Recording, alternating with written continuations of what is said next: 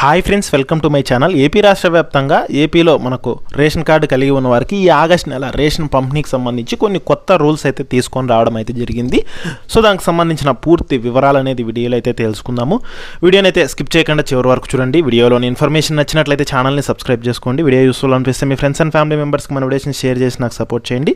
చాలామంది వీడియోస్ చూస్తున్నారు కానీ లైక్ చేయట్లేదు. మీరు ఎన్ని లైక్స్ చేస్తే నాకు అంత సపోర్టివ్ ఉంటుంది. వీడియో కూడా ఎక్కువ మందికి చేరుతుంది. దానివల్ల వీడియోలోని ఇన్ఫర్మేషన్ ఎక్కువ మందికి తెలిసే అవకాశం అయితే ఉంటుంది. ఇక లేట్ చేయకుండా టాపిక్లోకి వెళ్ళిపోదాం.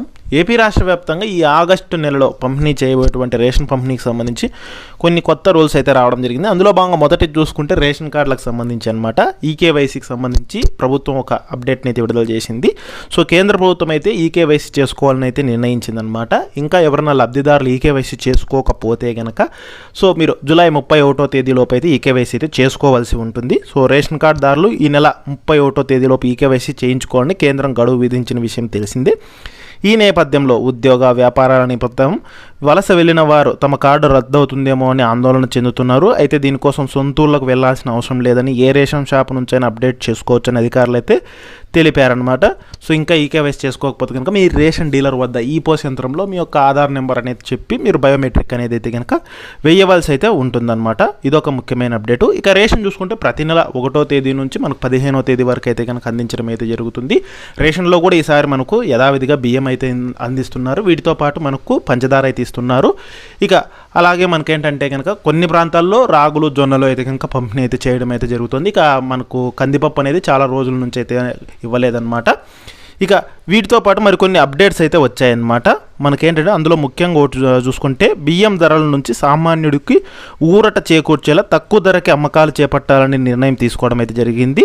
అందులో భాగంగానే బీపీటీ సూపర్ ఫైన్ బియ్యం కేజీ 52 రూపాయలకు, గ్రేడ్ 1 పచ్చి బియ్యం 50 రూపాయలకు రాష్ట్రంలోని 130 రైతు బజార్లు 500 రైస్ మిల్లర్ల ప్రత్యేక కౌంటర్లు ఆగస్టు 1 నుంచి ప్రజలకు అందుబాటులో ఉంటాయన్నారు. సామాన్యుడిపై ధరల భారం పడకుండా చర్యలు తీసుకుంటామని అయితే తెలిపారు.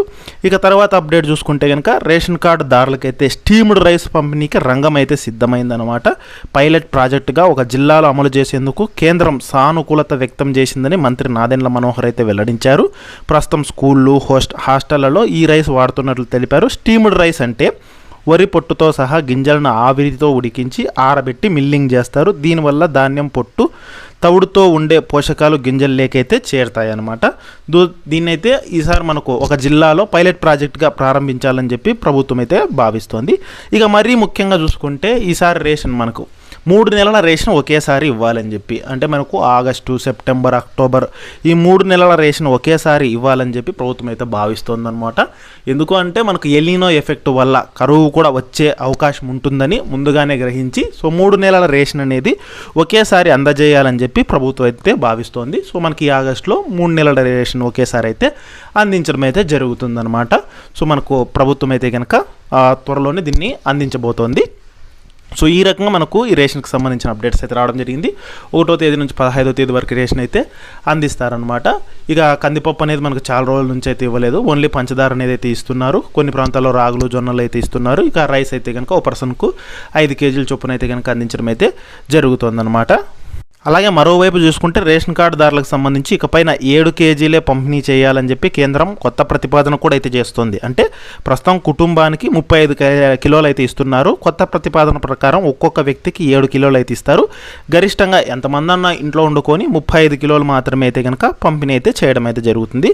ఫర్ ఎగ్జాంపుల్ మనకు రేషన్ కార్డు ఆధారంగా చూసుకుంటే 2 ఉన్నారనుకోండి 14 కేజీలు, 3 ఉన్నారనుకోండి 21 కేజీలు, 4 ఉన్నారనుకోండి 28 కేజీలు, ఇక 5 మంది పైన ఎంతమంది అని వండుకోండి 35 కేజీలు పంపిణీ చేయాలని చెప్పి ప్రభుత్వం కూడా అయితే కనుక దీన్ని భావిస్తోంది. ఇంకా దీనికి సంబంధించిన అఫీషియల్ అప్డేట్ అయితే కనుక రాలేదన్నమాట. జస్ట్ ప్రజాభిప్రాయ సేకరణ మాత్రమే అయితే కనుక చేస్తోంది. ఇది లేటెస్ట్ అప్డేట్స్.